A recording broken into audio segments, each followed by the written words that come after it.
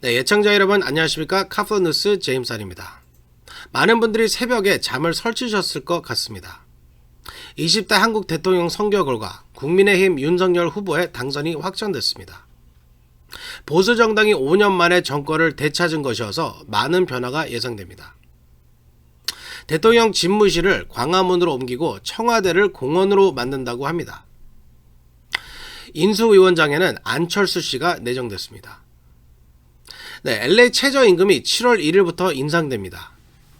업주들과 종업원들의 표정이 크게 엇갈리고 있습니다. 네, 연방교육부가 학자금 빚이 있는 10만 명의 융자금을 탕감합니다. 네, 가스값이 급등하자 세워둔 차에서 가스를 훔치는 가스 도둑이 성행하고 있습니다. 네, 미 기업들의 러시아 철수가 가속화되고 있습니다. 네, 이상은 오늘 전해드릴 주요 소식들입니다. 3월 9일 수요일 카프뉴스 지금부터 시작합니다. 여러분, Let's go.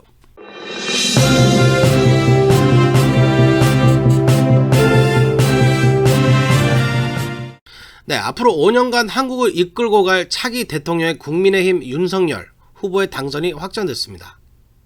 1% 차이도 나지 않은 초박빙의 접전이 이어져 개표 시간 내내 한순간도 긴장을 놓칠 수가 없었습니다.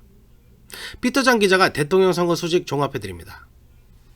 9일 실시된 제10대 한국 대통령 선거에서 국민의힘 윤석열 후보가 당선되었습니다. 윤 당선인은 한국 시간 10일 오전 5시 50분께 99.8% 개표를 완료한 가운데 48.57%, 1636만 표를 얻어 당선을 확정지었습니다. 더불어민주당 이재명 후보는 47.81%, 1611만 표를 얻었습니다. 개표 중반까지 이 후보가 우세한 흐름을 보였지만 개표율 51% 시점에 윤 후보가 처음으로 역전하면서 0.6에서 1%포인트의 격차를 유지했습니다. 이 때문에 개표율 95%를 넘어설 때까지도 당선인을 확정짓지 못하는 초접전 양상이 이어졌습니다. 이 후보는 오전 3시 50분께 여의도 당사에서 최선을 다했지만 기대에 부응하지 못했다. 윤석열 후보님께 축하 인사를 드린다며 패배를 선언했습니다. 윤 당선인은 당선인 신분에서 새 정부를 준비하고 대통령직을 정식으로 맡게 되면 헌법 정신을 존중하고 의회를 존중하고 야당과 협치하면서 국민을 잘 모시도록 하겠다고 말했습니다. 대선 기간 줄곧 두물불출했던 배우자 김건희 씨는 이날도 함께하지 않았습니다. 박근혜 전 대통령 탄핵 사태로 괴멸 위기로까지 내몰렸던 보수 진영으로선 이번 대선으로 5년 만에 정권을 탈환했습니다. 2년째 장기화하는 코로나 사태가 출구를 찾지 못하면서 되려 집권 세력 심판론으로 민심의 무게추가 쏠린 것으로 보입니다. 윤 당선인 본인으로서는 장외 영선 출신으로서 처음으로 대권을 거머쥐는 기록을 세우게 됐고 작년 6월 29일 정권 교체를 기치로 내걸고 정치 참여를 공식화하며 대선 도전을 선언한 지 불과 8개월 만입니다. 현 문재인 정부의 검찰총장에 파격 발탁된 엘리트 검사로서 되려 정권 교체의 기수 역할을 맡은 것은 역설적입니다. 무엇보다 촛불 민심을 등에 업고 출범한 진보 정권을 교체하면서 정치, 외교, 경제, 사회, 문화 등 전 분야에 걸쳐 상당한 변화가 예상됩니다. 카플라뉴스 피터장입니다. 네, 이번 대선 막바지에 극적인 후보 단일화를 해 사실상 윤석열 후보 당선의 1등 공신으로 꼽히는 안철수 국민의당 대표가 대통령직 인수위원장으로 내정됐습니다. 국민의힘 핵심 관계자는 안철수 국민의당 대표가 인수위원장을 맡는다고 밝혔습니다. 당선인 비서실장에는 장제원 의원의 유력한 것으로 전해졌습니다. 안 대표가 인수위원장을 맡으면 단일화 합의문에 명시된 인수위 구성부터 운영을 함께 한다는 약속을 이행한다는 의미가 있습니다. 안 대표는 인수위원장직을 거쳐 초대 총리로 임명될 수도 있습니다. 네, 보수정당인 국민의힘이 5년 만에 정권을 재탈환하면서 앞으로 한국 정치에 큰 변화가 예상됩니다. 작은 정부를 표방한 윤 당선자는 당장 청와대 집무실을 없애고 청와대를 공원으로 만든다는 계획입니다. 여성가족부도 없어질 것으로 보입니다. 제프리 기자가 보도합니다. 작은 정부를 표방한 윤석열 대통령 후보가 당선되면서 광화문 대통령 시대를 예고하고 있습니다. 정권 교체 열망을 등에 업고 승리한 만큼 정부 조직의 대대적인 손질이 불가피할 전망입니다. 윤 당선인은 특히 문재인 정부의 실정이 제왕적 대통령제에서 비롯되었다고 보고 청와대 권력의 분산, 부처 책임 강화 등을 강조해왔습니다. 윤 당선인은 공약에서 현 청와대의 구조는 왕조시대 궁궐의 축소판이며 기존의 대통령실은 부처 위에 군림하며 국가적 위기에는 제대로 대처하지 못하고 미래 준비에도 소홀하다고 지적하며 대통령실 개혁 구상을 제시했습니다. 윤 당선인은 대통령실을 정회화한 참모와 분야별 민관 합동위원회로 개편한다는 계획입니다. 수석비서관, 민정수석실, 제2부속실은 폐지해 청와대 인원을 30% 이상 줄이고 민관 합동위원회를 중심으로 국정을 운영하겠다는 것입니다. 이 위원회에는 공무원, 민간 최고인재, 해외 동포, 경륜 있는 중장년층, 젊은 인재 등 누구나 실력만 있으면 국정 운영에 참여할 수 있도록 길을 열어두기로 했습니다. 집무실은 광화문 정부 서울청사로 옮기고 현 청와대 부지는 역사관이나 시민공원으로 활용한다는 계획이어서 큰 변화가 예상됩니다. 윤 당선인은 대통령 집무실 및 관저 이전과 대통령실 개편은 임기 시작 전, 즉 대통령직 인수위원회 단계에서 이전을 완료하겠다고 밝힐 정도로 청와대 해체에 대한 의지가 강한 것으로 알려졌습니다. 논란이 많은 여성가족부도 폐지될 것으로 보입니다. 그는 후보 시절 더 이상 남녀를 나누는 것이 아닌 아동, 가족, 인구 감소 문제를 종합적으로 다룰 부처의 신설을 추진하겠다며 여가부 폐지를 대표공약으로 내걸었습니다. 윤석열 정부는 야권 후보 단일화를 거쳐 출범한 만큼 향후 정부 조직은 당선인의 공약을 기반으로 하되 안철수 국민의당 대표와 인수위 공동운영 과정에서 재조정될 가능성이 높습니다. 지금까지 카플라 뉴스 제플리였습니다. 네, 이번 대선은 사상 유례가 없는 초접전 양상을 보여 25년 만에 가장 작은 표 차이로 승패가 엇갈렸습니다. 그런데 이번 투표에서 무효표는 30만 표가 넘어 두 후보의 표 차이보다 많았습니다. 제프리 기자가 보도합니다. 이번 대통령 선거에서는 25년 만에 역대 가장 많은 무효표가 나타난 것으로 집계됐습니다. 윤석열 대통령 당선인과 이재명 더불어민주당 후보 간의 격차보다 많은 무효표가 나오면서 그 배경에 관심이 모아지고 있습니다. 10일 중앙선거관리위원회에 따르면 이날 오전 5시 13분 개표율 99.49%를 기준으로 무효 투표수는 30만 6,152표입니다. 이는 윤석열 당선인과 이재명 후보 간의 득표수 차이인 26만 6,883표보다 3만 9,269표 더 많은 수치입니다. 이번 대선의 무효표는 지난 1997년 김대중 전 대통령이 당선된 15대 대선 당시 40만 195표 이후 25년 만에 가장 많은 무효표였습니다. 탄핵 국면에서 치러진 지난 19대 대선의 13만 5,733표와 비교하면 이번 대선에서는 그 2배가 넘는 무효표가 나왔습니다. 무효표가 급증한 것은 윤 당선인과 단일화하며 중도 사퇴한 안철수 국민의당 후보, 이재명 후보와 단일화한 김동연 새로운 물결 후보 등에 대한 사퇴 문구가 본 투표의 투표용지에는 반영이 되지 않은 것이 영향을 준 것으로 선관위는 보고 있습니다. 안 후보의 경우 대선 과정에서 각종 여론조사상 5%에서 10%의 지지율을 보인 바 있는데 그의 사퇴 사실을 미리 인지하지 못한 유권자들의 표가 무효표로 다수 발생했다는 것입니다. 지난 4일에서 5일 실시됐던 사전투표의 경우 투표용지를 즉석에서 발급하기 때문에 두 후보의 사퇴가 기표란에 반영이 되었지만 9일 본투표에서 사용된 투표용지는 중도 사퇴 전 미리 인쇄된 탓에 사퇴 표시가 없었습니다. 실제로 본투표 당일 경기 지역의 한 투표소에서는 한 유권자가 안 후보의 이름이 투표용지에 인쇄되어 있다며 항의하고 투표용지를 찢는 소란이 발생하기도 했습니다. 지금까지 카플라 뉴스 제플리였습니다. 네, LA 최저임금이 7월 1일부터 오릅니다. LA시는 16달러 4센트, LA 카운티는 15달러 96센트입니다. 제니박 기자가 보도합니다. 7월 1일부터 LA시와 LA 카운티 시간당 최저임금이 일제히 인상됩니다. LA 카운티는 오는 7월 1일부터 시간당 최저임금을 15달러 96센트로 인상한다고 8일에 밝혔습니다. 이번 인상안은 지난 2016년부터 시작된 최저임금 인상안에 따른 것입니다. 현재 15달러의 소비자 물가지수 6.4%를 반영해 95센트가 인상되는 것입니다. LA시의 시간당 최저임금도 7월 1일부터 15달러에서 최대 16.04달러로 오르게 됩니다. 캘리포니아의 최저임금은 2022년 1월부터 종업원 26인 이상 기업에 한 해 시간당 15달러로 인상돼 미 전국에서 시간당 임금이 가장 높은 주가 됐습니다. LA시의 최저임금이 시간당 16달러 4센트로 인상되면 LA는 주 전역에서 임금이 가장 높은 도시 중 하나가 됩니다. 하지만 최저임금 인상으로 업주들은 시름을 깊어지고 있습니다. 물가 인상이 이어져 비즈니스 상황이 좋지 않는 상황이어서 업주들은 최저임금이 인상 예고에 힘들어하고 있습니다. 그러나 가파르게 상승하고 있는 물가로 생활고를 겪고 있는 직장인들은 최저임금 인상을 고대하고 있습니다. 특히 많은 저임금 직장 노동자들은 치솟은 물가의 생활고를 호소하고 있어 최저임금 인상이 단비가 될 것으로 기대하고 있습니다. 카프런 뉴스 셰리박이었습니다.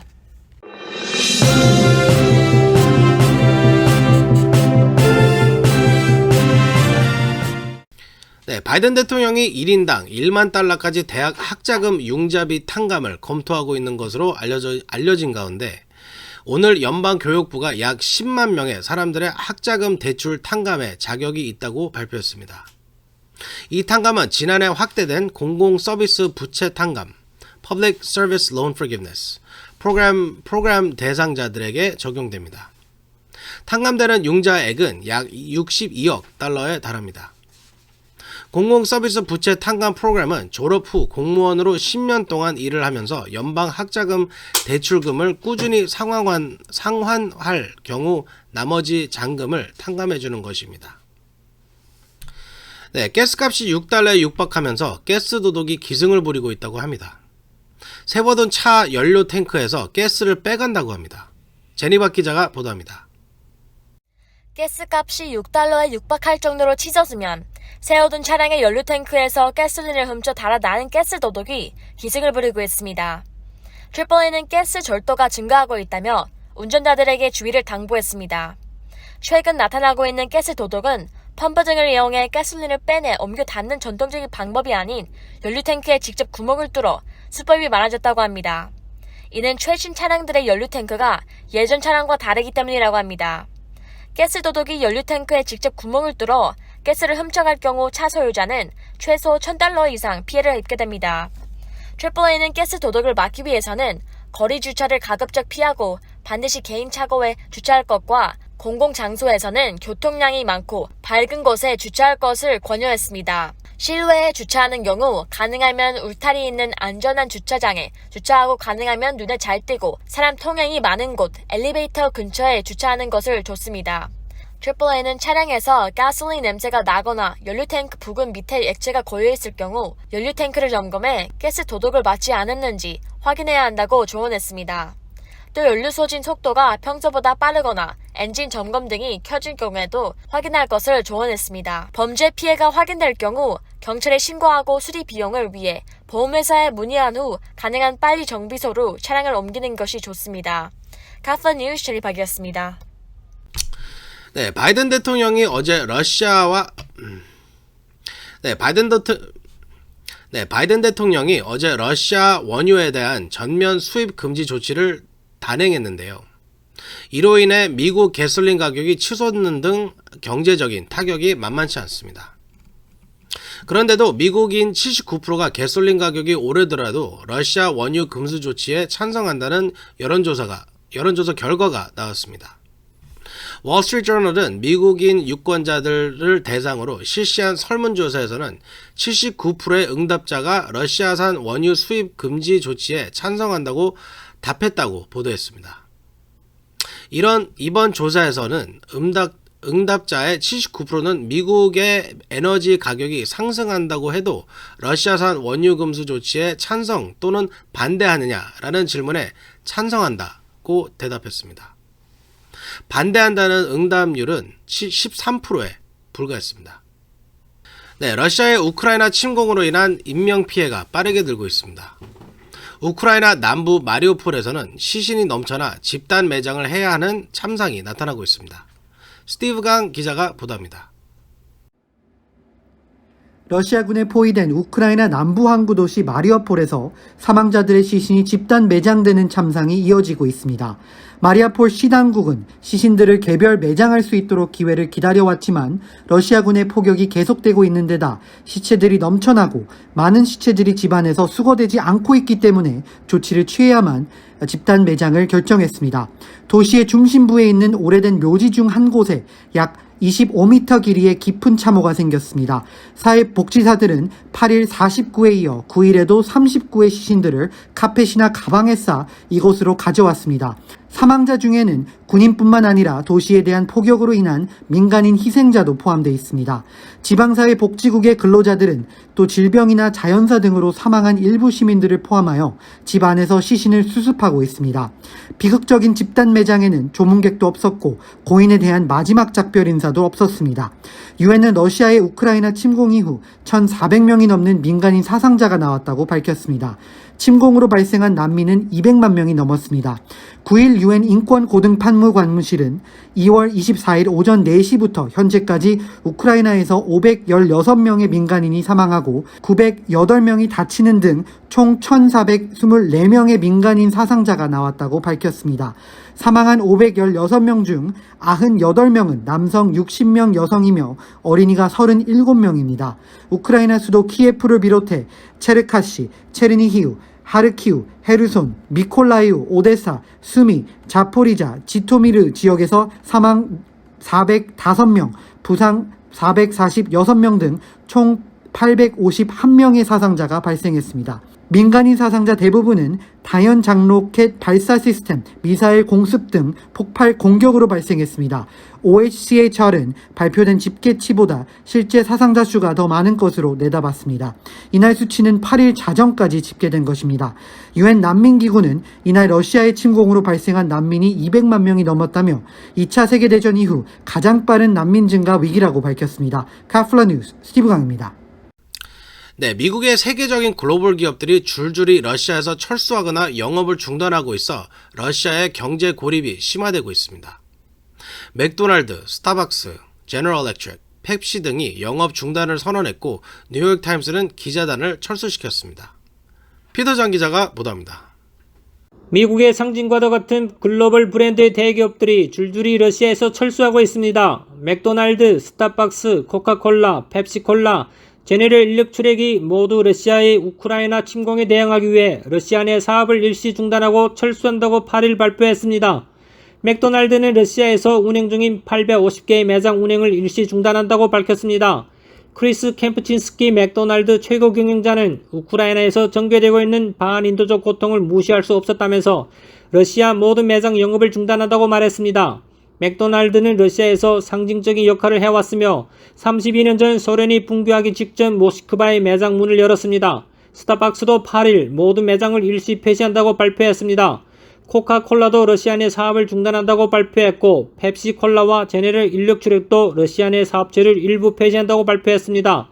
펩시는 러시아에 대한 모든 투자와 광고도 중단한다고 밝혔으며 제네럴 일렉트릭사도 트위터 계정에 러시아 사업을 일부 중단한다고 발표했습니다.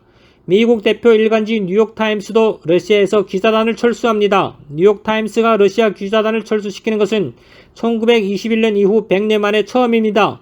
뉴욕타임스 대변인은 러시아에서 일하는 우리 편집 인력의 안전과 보안을 위해 일단 해외로 철수시킬 것이라고 설명했습니다. NYT는 러시아가 우크라이나 침공 이후 가짜뉴스를 처벌하겠다며 언론 통제법을 시행하면서 현지에서 우크라이나 사태 보도가 불가능하다고 판단했습니다. 러시아 의회는 지난 4일 언론 통제를 강화하는 법안을 통과시켰고 이튿날엔 5일 블라디미르 푸틴 대통령이 서명하면서 시행에 들어갔습니다. 이 법은 러시아가 우크라이나 사태에 관해 자국 정부 입장과 다른 보도 시 가짜 뉴스로 간주하고 최대 징역 3년이나 벌금형을 선고하도록 했습니다. 이로 인해 많은 러시아 언론이 문을 닫고 BBC, CNN 방송, 캐나다 공영 CBC, 블룸버그 통신, 스페인 EFE 통신, 이탈리아 공영 RAI, 독일 공영방송 ARD 및 JDF 등이 러시아에서 업무를 중단하기로 했습니다. 카플라 뉴스 피터장입니다.